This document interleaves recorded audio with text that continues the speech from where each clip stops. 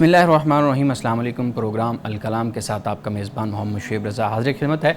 नाज़रीन किराम, इस प्रोग्राम के पहले हिस्से में हम कुरान करीम की कुछ आयात को समझने की कोशिश करते हैं और इस प्रोग्राम के दूसरे हिस्से में अपने अहद के कुछ नुमाइंदा जो मौज़ूआत हैं उनके ऊपर पैदा होने वाले सवालात को मौज़ूए बहस बनाने की कोशिश करते हैं। हमारे साथ शरीक गुफ्तगू होते हैं जनाब मोहम्मद अमानत रसूल साहब। अमान साहब, बहुत शुक्रिया आपके वक्त का। मेरे साथ मेरी मुआवनत के लिए मौजूद हैं जनाब मोहम्मद अली ख़ान साहब। Thank you so much. आपके पास कुछ सवालात होंगे, प्रोग्राम के आखिरी हिस्सा में हम अमान साहब के सामने रखेंगे। अमान साहब, हम जो गुज़िश्ता प्रोग्राम था उसमें हमने बात की थी असहाबे कहफ़ का जो पूरा वाक़या है, जो किस्सा है उसके ऊपर। वो किस्सा तो तकरीबन मुकम्मल हो चुका था। आज हम बात करेंगे कि जो असहाबे कहफ़ के किस्सा से हमें सबक क्या मिलता है, एक बतौर नौजवान हम उससे क्या हासिल कर सकते हैं। आप अपनी गुफ्तगू का आगाज़ कीजिएगा। बिस्मिल्लाहिर्रहमानिर्रहीम। नाज़रीन किराम, असहाबे कहफ़ का किस्सा हमने कल मुकम्मल किया था, तो आज चंद इस किस्सा से हासिल होने वाले जो असबाक हैं, सबक हैं, जिससे हम अपनी ज़िंदगी की इस्लाह कर सकते हैं, अपने मामलात को संवार सकते हैं और अपनी शख्सियत को हम बना सकते हैं। सबसे पहली बात ये हमें ज़हन में रखनी चाहिए कि जब फ़र्द अपनी तरबियत करता है तो उसके बाद माशरे में तब्दीली रूनुमा होती है। यानी जब वही फ़र्द आपस में मिलते हैं तो एक माशरा और एक इज्तिमाइयत वजूद में आती है।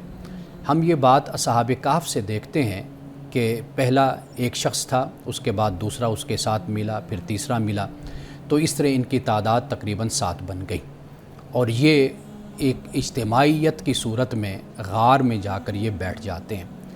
तो यहाँ से हमें ये बात मालूम होती है कि अगर फ़र्द अपनी इस्लाह पर तवज्जो दे तो उसके बाद पूरा माशरा तब्दील होता है।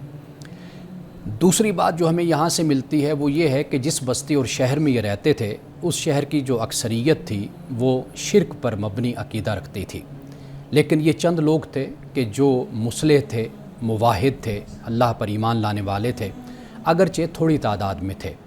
यानी इससे ये बात समझ आती है कि एक तरफ अक्सरियत हो और एक तरफ चंद लोग हों, लेकिन देखना ये होता है कि सच और हक़ पर कौन है। जो सच और हक़ पर है हकीकत में वही अल्लाह के महबूब और अल्लाह के अज़ीज़ होते हैं। और इससे दूसरी बात जो हमें समझ आती है वो ये है कि हमें भी अपनी ज़िंदगी में ये रवैया इख्तियार करना चाहिए कि हम ये ना देखें कि ज़्यादा लोग किस तरफ हैं, हम ये देखें कि दलील के साथ कौन सी बात सच है और कौन सी बात हक़ है। असहाबे कहफ़ के इस किस्से से हमें ये बात भी मालूम होती है कि अल्लाह पे तवक्कुल का मतलब हरगिज़ ये नहीं है कि दुनियावी असबाब को तर्क कर दिया जाए। आप देखिए कि जब ये लोग गार में आए थे तो इनके पास करेंसी भी थी, यानी इनके पास उस वक्त का पैसा जो इस्तेमाल होता था वो भी इनके पास मौजूद था। इसलिए कि जब ये उठे तो उसके बाद इन्होंने अपने साथियों में से एक साथी को बाज़ार में भेजा था कि जाकर वहाँ से कुछ खाना लेकर आओ। यानी इससे ये मालूम होता है कि अल्लाह के नेक बंदे होने की अलामत ये नहीं होती कि इंसान दुनियावी वसाइल को तर्क कर दे, मादी वसाइल को छोड़ दे और ये कहे जी मैं अल्लाह पे तवक्कुल करता हूँ। तो तवक्कुल का मतलब ये है कि दुनियावी तमाम असबाब का मुकम्मल तौर पर इंतज़ाम करना और फिर उसके बाद अल्लाह सुब्हानहू व तआला से लौ लगाना और अल्लाह की ज़ात पर भरोसा करना कि इन असबाब और वसाइल में वही बरकत डालने वाला है।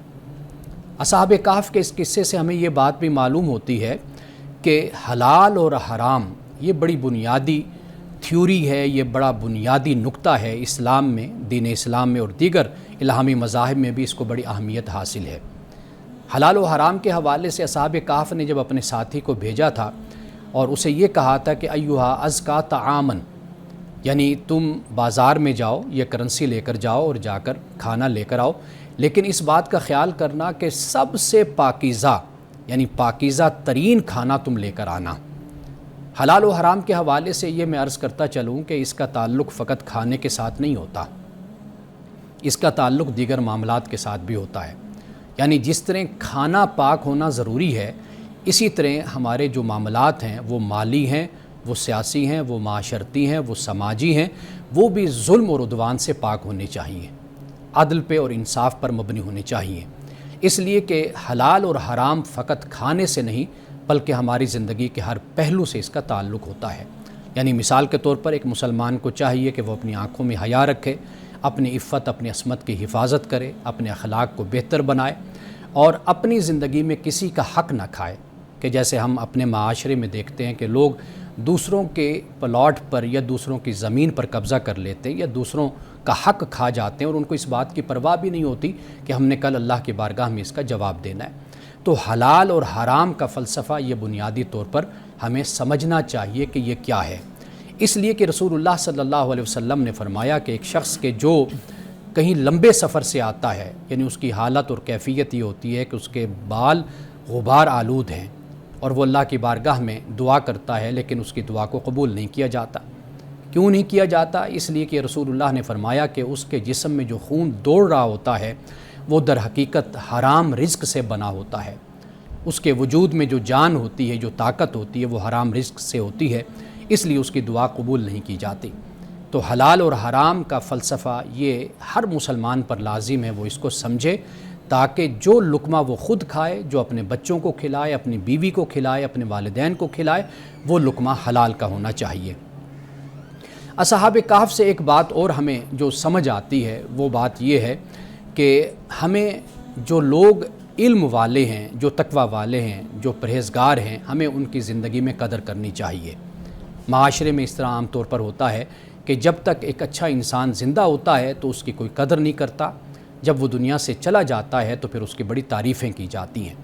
اصحاب کہف جب تک زندہ رہے تو وہ غار میں موجود رہے، لیکن جب ان کی خبر لوگوں تک پہنچی تو اس کے بعد جب ان کی وفات ہو گئی تو لوگوں نے پھر سوچا کہ اب یادگار میں کیا بنایا جائے۔ ایک گروہ نے کہا کہ ان کی یادگار کھڑی کر دی جائے، ایک عمارت بنا دی جائے، ایک گروہ نے کہا کہ ان کی یادگار میں مسجد تعمیر کر دی جائے۔ لیکن یہ سارا سلسلہ جو ان کی عزت کا، ان کے احترام کا اور ان کو 7 سینٹس قرار دینے کا ہوا، یہ ان کی وفات کے بعد ہوا۔ جبکہ زندگی میں ان کے ساتھ جو سلوک ہوا وہ یہ کہ یہ جان بچا کر بہت مشکل سے یہ غار میں آئے اور وہاں پر پھر اللہ سبحانہ و تعالیٰ نے ان پر نیند کو غالب کر دیا۔ ناظرین کرام، ایسے بہت سے ہمیں یہاں سے اسباق ملتے ہیں، یعنی مثال کے طور پر دیکھیے کہ ہمیں اصحاب کہف کے اس قصے سے یہ سبق بھی ملتا ہے کہ جو کام ہے یہ مل جل کر کیا جانا چاہیے۔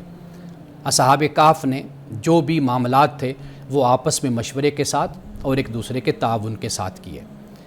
رسول اللہ صلی اللہ علیہ وسلم کی سیرت بھی ہمیں اسی بات کی تعلیم دیتی ہے کہ اگر آپ ایک غزوہ کے موقع پر اپنے صحابہ کے ساتھ موجود ہیں تو صحابہ اور آپ مل کر یہ سوچتے ہیں کہ کیوں نہ کچھ پکایا جائے اور کھایا جائے، تو ایک صحابی کہتے ہیں کہ یا رسول اللہ یہ میری بکری ہے، یہ حاضر ہے۔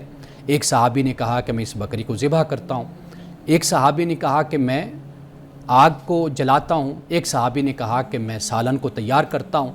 تو رسول اللہ صلی اللہ علیہ وسلم نے فرمایا آپ چپکے سے اٹھ کر گئے اور آپ جا کر لکڑیاں اکٹھی کر کے لے آئے اور آپ نے کہا کہ یہ آگ جلانے کے لیے۔ تو صحابہ نے عرض کی یا رسول اللہ صلی اللہ علیہ وسلم آپ تشریف رکھتے، آپ ہمیں حکم دیتے تو ہم یہ سب کچھ اکٹھا کرتے۔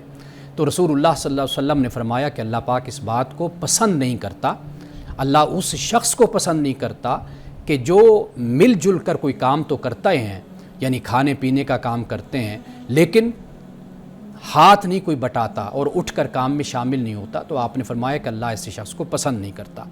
تو اصحاب کہف سے ہمیں یہ بات بھی سمجھ آتی ہے کہ اگر کوئی بھی معاملہ ایسا ہو تو پھر سب لوگوں کو مل جل کر مشورے کے ساتھ، تعاون کے ساتھ، اور ایسا رویہ ہرگز نہیں ہونا چاہیے کہ ایک شخص بیٹھا رہے اور باقی لوگ معاملات میں شریک ہوتے رہیں۔ ایسے بہت سے اسباق ہیں کہ جو ہمیں اصحاب کہف کے اس قصے سے ہمیں ملتے ہیں۔ اس قصے کو جتنا بھی ہم پڑھیں، جتنا بھی ہم اس کا مطالعہ کریں اور گہرائی کے ساتھ اس کو سمجھنے کی کوشش کریں، ناظرین کرام بہت سے اسباق ہیں اور بہت سے عبرت کے پہلو ہیں کہ جس سے ہم کم از کم اپنی زندگی کی مسائل، اپنی زندگی کی مشکلات کو ہم اس قصے کی روشنی میں حل کر سکتے ہیں۔ اس لیے رسول اللہ صلی اللہ علیہ وسلم نے سورۃ الکہف مسلمانوں کو پڑھنے کی تلقین فرمائی تھی۔ جی بہت شکریہ والد صاحب، یہ واقعی قصہ خاص طور پہ نوجوانوں کے لیے بہت زیادہ اہم ہے۔ کچھ سوالات ہیں نوجوانوں سے متعلق ہی میرے پاس۔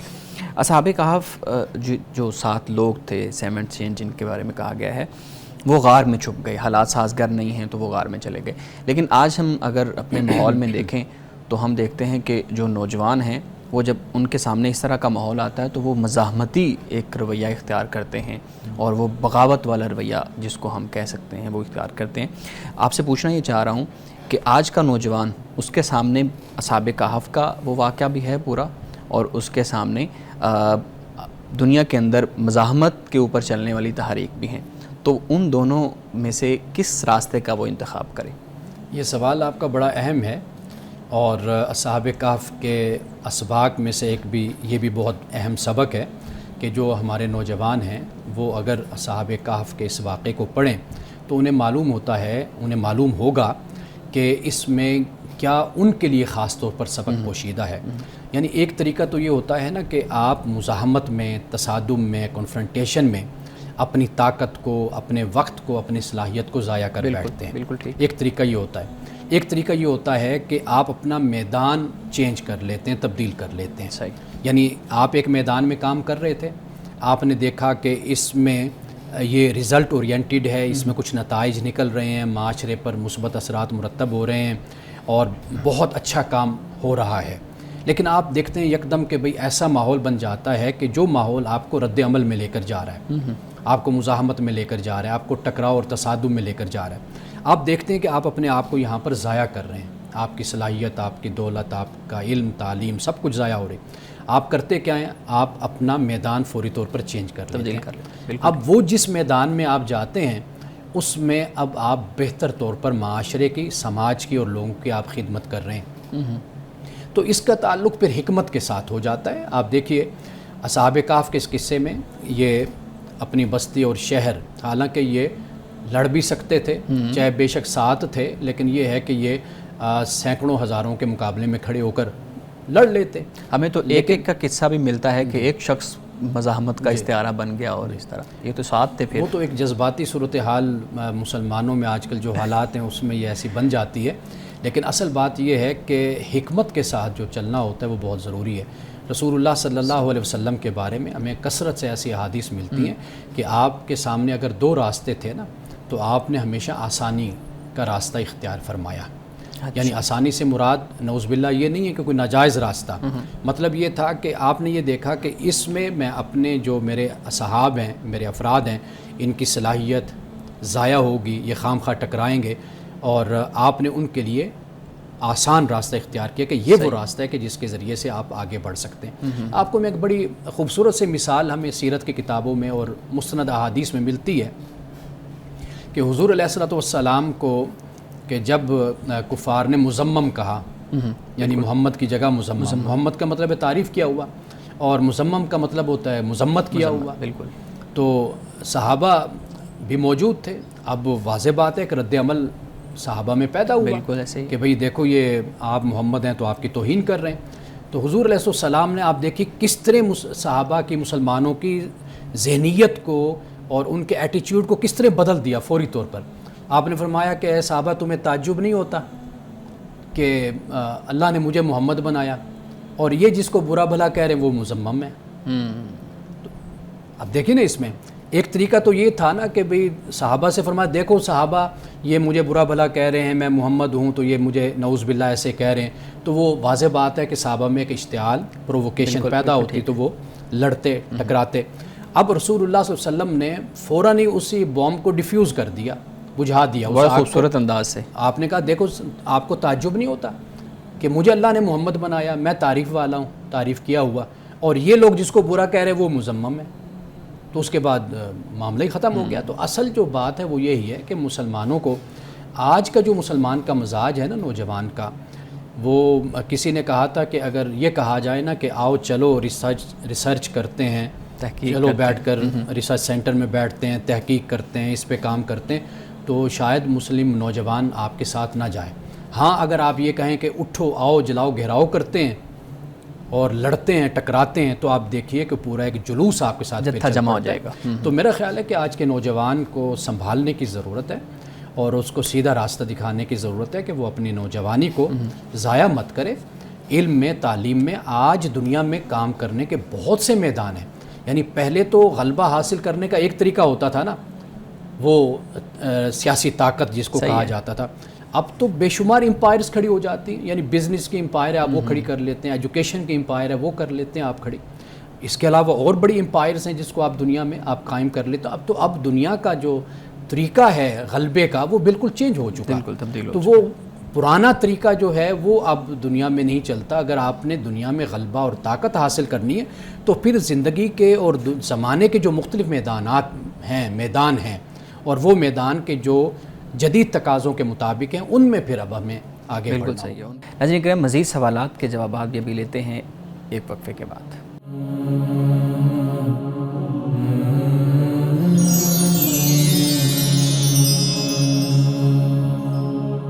Welcome back. علی بھائی آپ کو سوال پوچھنا چاہ رہے تھے, بریک کے دوران آپ ڈسکس کر رہے تھے. جی, میں امانت صاحب نے جو گفتگو کی اور حضور صلی اللہ علیہ وسلم کے جو واقعات آپ فرما رہے تھے کہ کس طرح وہ مسلمانوں کو ایسکلیٹ ہوتی ہوئی سچویشن سے نکالنے کے لیے طریقہ اپناتے تھے, اس میں سر سوال یہ ہے کہ موجودہ دور میں آئے روز واقعات ہوتے رہتے ہیں. کسی آزاد خیال ریاست کے اندر کوئی آزاد خیال گروہ جو ہے وہ کبھی کوئی حضور صلی اللہ علیہ وسلم سے منسوب خاکہ بنا دیتا ہے, کبھی کوئی قرآن کی بے حرمتی کر دیتا ہے. تو ایسے میں ہمارے لوگ کیا کرتے ہیں کہ سڑکیں بھر جاتی ہیں, جلاؤ گھیراؤ ہوتا ہے, حکومت کے اوپر مطالبہ کیا جاتا ہے کہ ان کے لوگوں کو بے دخل کر دیا جائے, ان کو نکال دیا جائے. یقیناً ان کی بھی محبت کا اپنا ایک لیول ہوگا, لیکن بہترین طریقہ کار اس میں کیا ہونا چاہیے بطور مسلمان؟ اچھا, پہلی بات تو یہ ہے کہ جب یہ واقعات باہر ہوتے ہیں تو وہاں پر کافی میرے دوست ہیں جو اسلامی اسکالرز بھی ہیں وہاں پر اور نو مسلمز بھی ہیں, وہ کبھی بھی اس کا رد عمل نہیں دیتے. وہ چونکہ وہاں کے ماحول کو حالات کو سمجھتے ہیں, ان کا کہنا یہ ہوتا ہے کہ بھئی یہ ایک طریقہ ہے شہرت حاصل کرنے کا. یعنی جب وہاں کے یہ عناصر یہ سمجھتے ہیں کہ بھئی اگر ہم اس طرح مسئلے کو اٹھائیں گے, چونکہ ان کے نزدیک تو اس کی جو سینسٹیویٹی ہے وہ تو اس کو سمجھتے نہیں ہیں, کیونکہ یعنی ان کو اس کا اندازہ ہی نہیں ہے کہ کس طرح ہم اپنے پیغمبر صلی اللہ علیہ وسلم سے ہم محبت کرتے ہیں. تو ایک تو یہ بات ہے. تو اس لیے وہاں کے جو اسکالرز ہیں وہ تو بالکل ہی خاموش رہتے ہیں اور وہ یہ سمجھتے ہیں کہ اس مسئلے کا حل یہی ہے کہ بالکل خاموشی اختیار کی جائے اور ان لوگوں کو بالکل اگنور کیا جائے, ایوائڈ کیا جائے, اور ان کو جتنی اہمیت دی جائے گی, جتنا رد عمل دیا جائے گا, جتنا ان کو جواب دیا جائے گا, اس کے نتیجے میں یہی صورتحال پیدا ہوگی جو عالمی سطح پر پیدا ہوتی ہے. تو ایک تو ان کا طریقہ کار ہے جو وہاں پر رہنے والے ہیں, اور وہ بھی کم محبت نہیں کرتے اسلام سے اور پیغمبر اسلام سے, لیکن وہ طریقہ یہ سمجھتے ہیں کہ چونکہ وہ وہاں کے رہنے والے ہیں ان کو کیا کرنا چاہیے. دوسری بات یہ ہے کہ دنیا میں مختلف پلیٹ فارمز ہیں جہاں پہ آپ اپنے اس ایشو کو, اس مسئلے کو اٹھا سکتے ہیں, اور اس کو اٹھایا بھی گیا ہے اور لوگوں تک پہنچایا گیا ہے. حکومت سے بات کرتی ہے, ایسے مسائل پر گفتگو ہوتی ہے. تو میرا خیال ہے کہ سب سے بڑا جو مسئلہ ہے نا اس میں وہ یہ ہے کہ جسے ہم کہتے ہیں کہ لیک آف کمیونیکیشن آپ کہہ لیجئے, کہ ہم اپنی بات ان تک پہنچا نہیں سکے جس طریقے سے ہم لوگوں کو پہنچانی چاہیے. یعنی یہ طریقہ ہرگز بات پہنچانے کا نہیں ہوتا جو ہم اختیار کرتے ہیں. یعنی اس سے آپ دیکھیے کیا نقصان ہے. اپنے ملک کی املاک کو ہم نقصان پہنچاتے ہیں, اپنا ہی بزنس کروڑوں اور اربوں میں ہم ایک دن میں جو ہوتا ہے اس کو ہم فلاپ کر دیتے ہیں, نقصان اپنا ہی کرتے ہیں. ایسے اور بہت سے نقصانات ہم کرتے ہیں. تو اس سے ان کی صحت پر کیا اثر پڑتا ہے. یعنی مثال کے طور پر میں آپ کو بتاؤں, جب ڈنمارک میں واقعہ ہوا تھا تو ادھر سے میں جب ادھر آیا تو ادھر میں نے دیکھا کہ بہت زیادہ احتجاج ہو رہا ہے, اور وہاں پر دنیا کو پتہ ہی نہیں تھا کہ یہ کوئی مسئلہ بھی ہوا ہے یا نہیں ہوا. تو میرا خیال ہے کہ حکومتی اور ریاستی سطح پر اگر ان مسائل پر توجہ کی جائے, اور وہ اگر وہاں پر رابطہ اور تعلق, اور خاص طور پر ہمارے جو اسکالرز ہیں وہ اگر اپنی بات ان تک پہنچا سکیں, ان کو سمجھا سکیں کہ بھئی ہم کیا کہنا چاہتے ہیں, ہمارے جذبات احساسات کیا ہیں, تو میرا خیال ہے کہ پھر بھی کسی حد تک ہم اس مسئلے کو حل کر سکتے ہیں, سلجھا سکتے ہیں.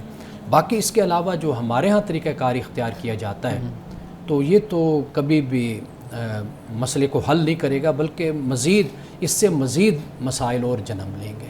اچھا مولانا صاحب, ایک اور چیز جو اصحاب کہف کا قصہ ہم اس کو ڈسکس کر رہے ہیں, تو اس میں ایک جو سبق میں پڑھ رہا تھا تو اس میں یہ بھی تھا کہ ہمیں جو دنیا کی زندگی کے بعد کی زندگی ہے اصل میں اس پہ فوکس کیا گیا ہے کہ اصل خدا کے نزدیک زندگی وہ والی ہے. دنیا میں تو ایک آپ کو بھیجا گیا ہے کہ خدا آپ کو پرکھے اور آزمائے کہ کس طریقے سے آپ زندگی گزارتے ہیں, لیکن ہم دیکھتے ہیں کہ سائنس آج یہاں تک پہنچ چکی ہے کہ وہ ایک لافانی انسان جو ہے نا وہ اس کو کریٹ کرنے کی طرف جا رہی ہے کہ ایک انسان کو لافانی بنا دیا جائے.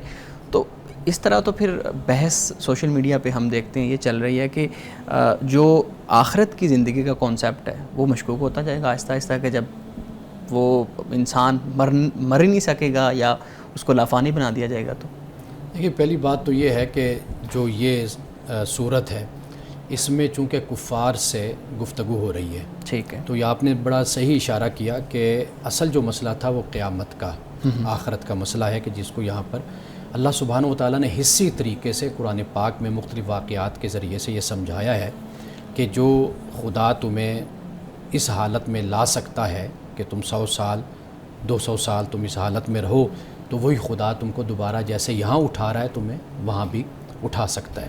لیکن جو بات آپ کہہ رہے ہیں نا، ابھی تو یہاں تک سائنس نہیں پہنچی کہ وہ لافانی کوئی صورت اس کی بن جائے، لیکن اس پر بہرحال تجربات مختلف صورتوں میں ہو رہے ہیں، بلکہ سائنس کے حوالے سے نہیں بلکہ اللہ تعالیٰ نے جانوروں میں یہ صلاحیت اور یہ قوت یہ رکھی ہے. یعنی صرف سینکڑوں نہیں ہزاروں ایسے جانور ہیں کہ جو اپنے نیند میں رہتے ہیں اور کئی سال تک ان کی یہ کیفیت رہتی ہے، اور اس کے بعد جب وہ اٹھتے ہیں تو اٹھ کر پھر سب سے پہلے وہ اپنا شکار تلاش کرتے ہیں. یعنی کہ سال کا عرصہ بھی آتا ہے، 2 سال کا بھی عرصہ آتا ہے، 3 سال کا بھی عرصہ آتا ہے. صرف سینکڑوں نہیں ہزاروں ایسے جانور ہیں. اور پھر یعنی ان کا جو گزارا ہوتا ہے، سائنسدان بتاتے ہیں کہ ان کا گزارا 2 چیزوں پر ہوتا ہے. ایک اپنے جسم کے فیٹس پر ہوتا ہے، چربی پر، اور دوسرا مسل پر ہوتا ہے.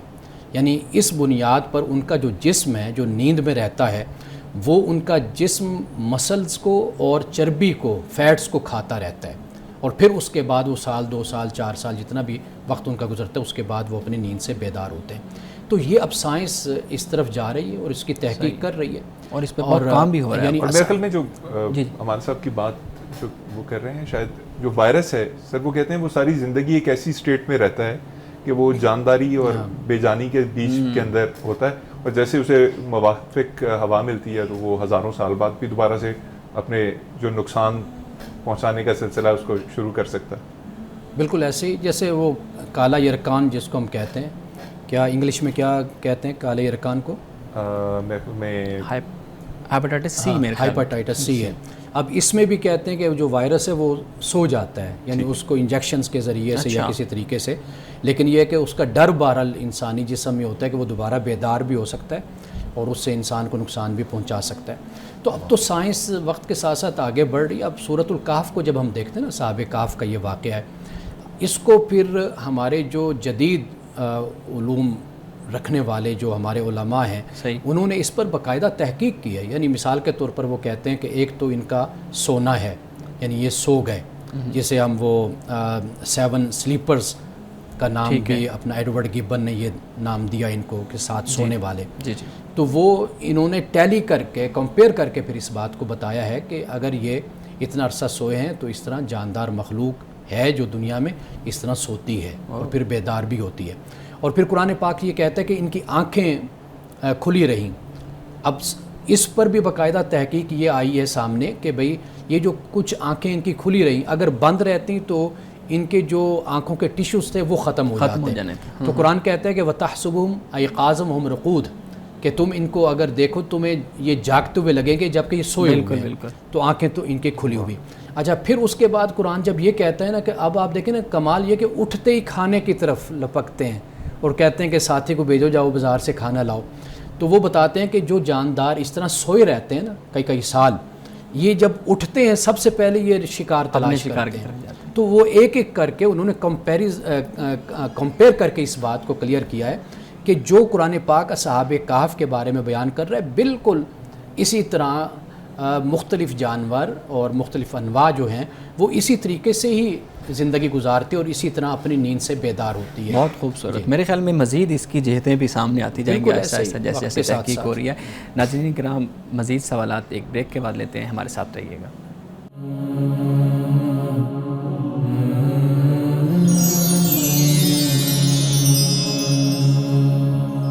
Welcome back. علی بھائی، آپ کے پاس بھی کچھ سوالات ہوں گے، مولانا صاحب کے سامنے رکھیے گا. مولانا صاحب، ایک تو میں آپ کے پروگرام کی بڑی تعریف کرنا چاہوں گا کہ یہ واقعی اس قابل ہے کہ ایسے نوجوان اور ہم جیسے لوگ جو ذرا دین سے دور ہیں یا اس کو اس طرح سے اسٹڈی نہیں کر پائے جس طرح سے کرنا چاہیے، ان کے لیے بڑا حوصلہ افزا اور مفید ہے. دوسرا سوال میرے ذہن میں ایک بڑے عرصے سے جنم لے رہا تھا.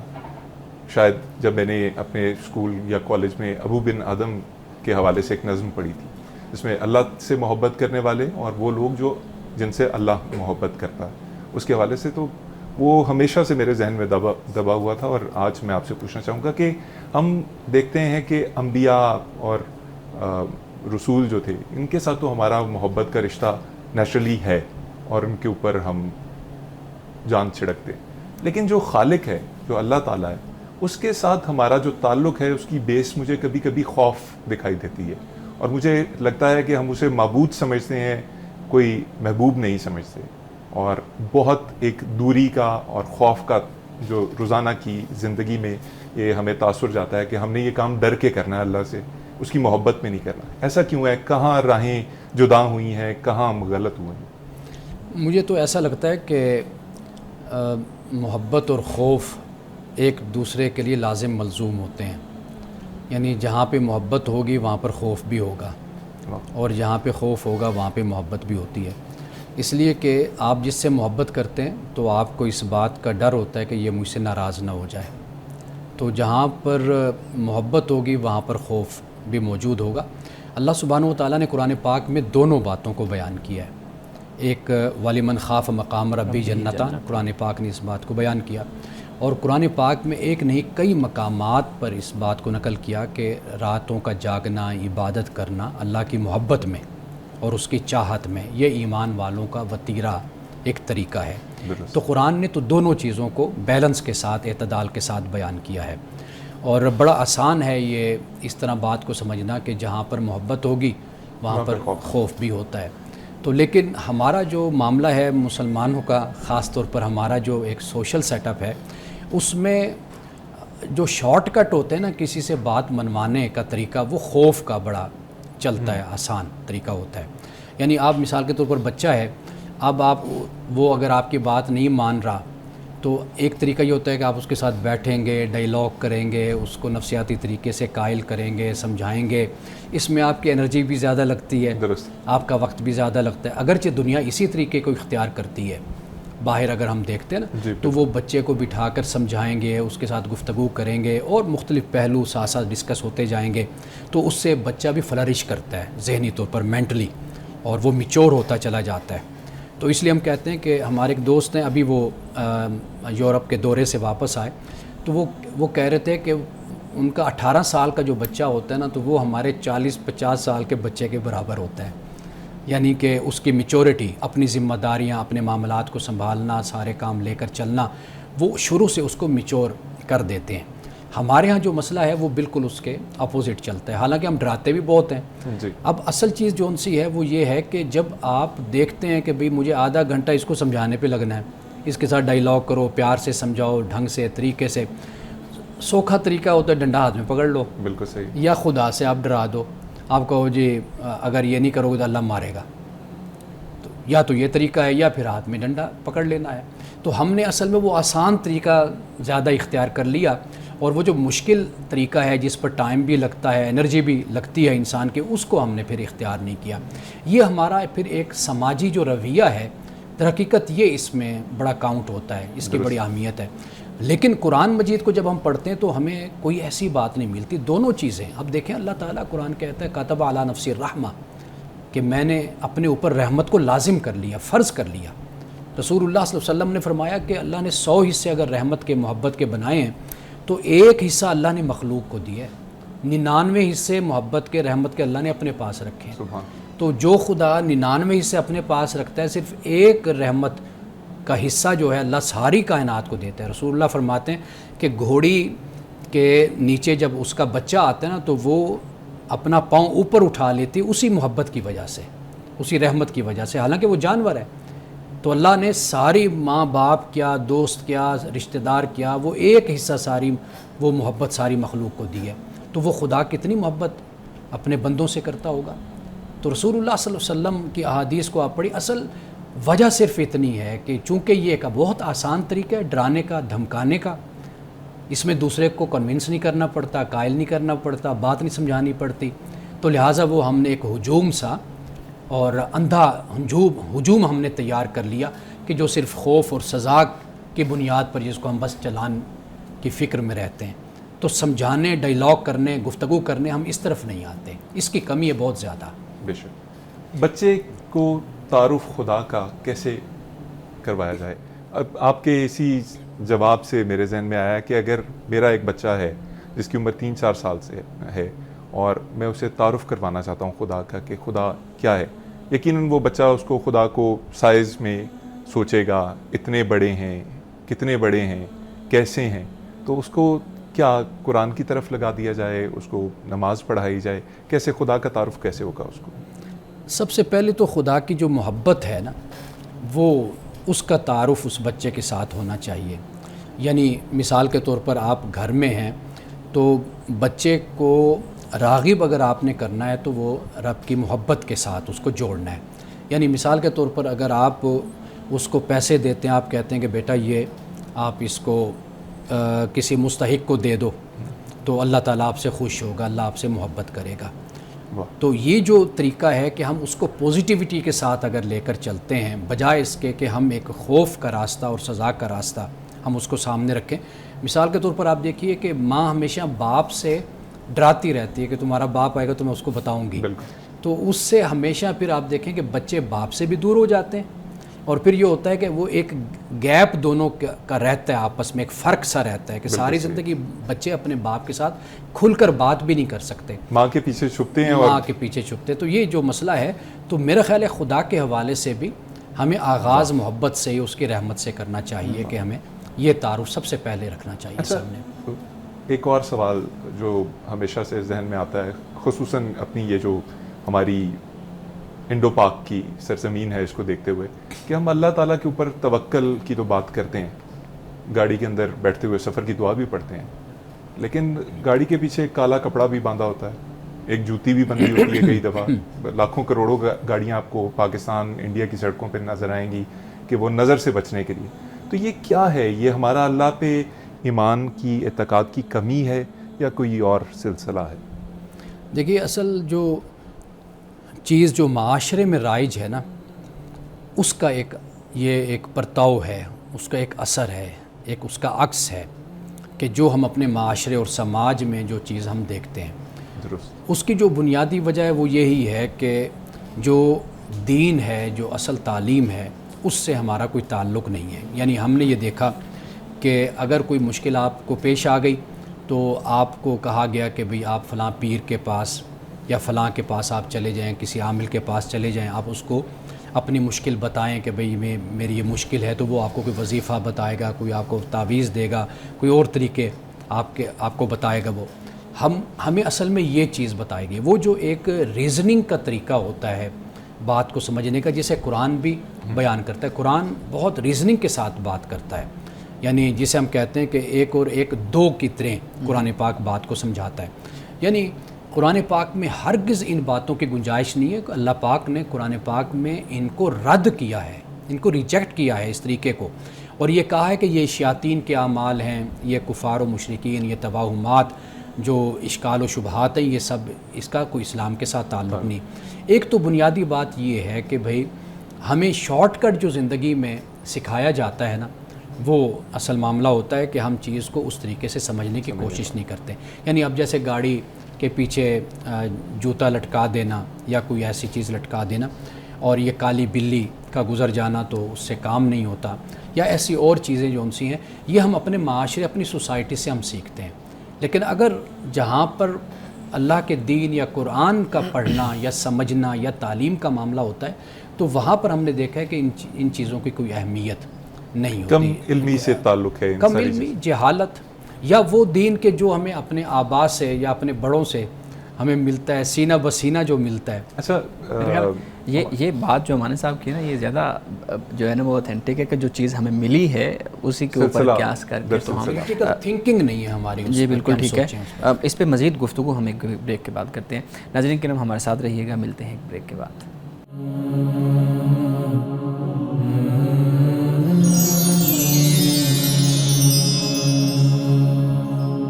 Welcome back. جی علی بھائی، آپ کے پاس مزید کچھ سوال ہیں تو؟ ہمارا صاحب مجھے اپنے کام کے سلسلے میں یہی ٹی وی کے کام کے سلسلے میں بہت سے مغربی ممالک اور امریکہ وغیرہ جانے کا اتفاق ہوا. تو وہاں پہ کلچر ہے ٹیٹوز کا بہت زیادہ, اور لوگ اپنی خوشی سے اپنے جسم کے اوپر نام اور تصویریں کندہ کرواتے ہیں. ہمارے ہاں بھی لوگ یہ کرتے ہیں, لیکن انہیں جس شدت سے روکا جاتا ہے اس کام سے, اس کام کو حرام قرار دیا جاتا ہے, یہ کیوں ہے؟ اور اکثر لوگ یہ کہتے ہیں کہ جسم کے اندر تبدیلی کروانا جو ہے خدا کے دیے جسم میں, وہ حرام ہے.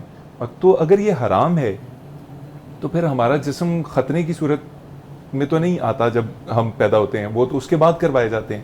تو وہ کس طرح سے شرعی چیز ہے اور ٹیٹو کس طرح سے حرام ہے؟ ذرا اس پہ روشنی. اچھا, پہلی بات تو یہ کہ ٹیٹو آج کے دور کی ایک پیداوار کہہ لیجئے, یا یہ ہے کہ اگر اس وقت اس کا وجود تھا بھی صحیح تو اس کی دو وجہ ہوتی ہیں. اگر آپ احادیث رسول صلی اللہ علیہ وسلم کا مطالعہ کریں تو دو وجہوں سے آپ نے کسی چیز کو حرام یا ناجائز یا منع فرمایا.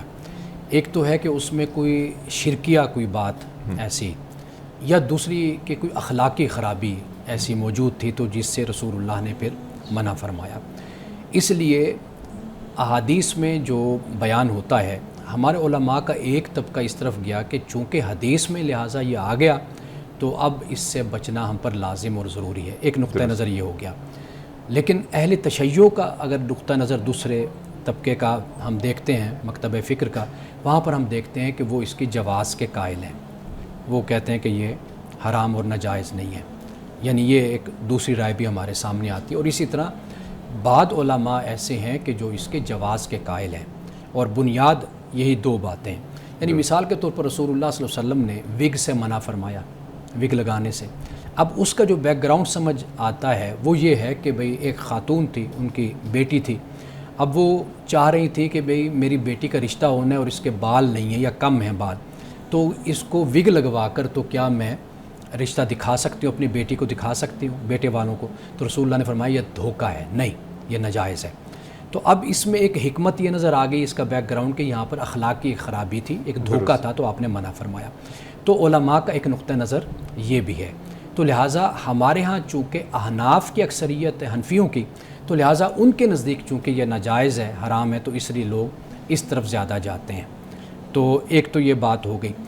رسول اللہ صلی اللہ علیہ وسلم کا جو یہ ہے نا حدیث پاک, اور پھر قرآن میں بھی کہا گیا کہ بھئی اللہ تعالیٰ کی تخلیق کو تغیر کر دینا, تغیر لانا, اس میں تبدیلی لانا.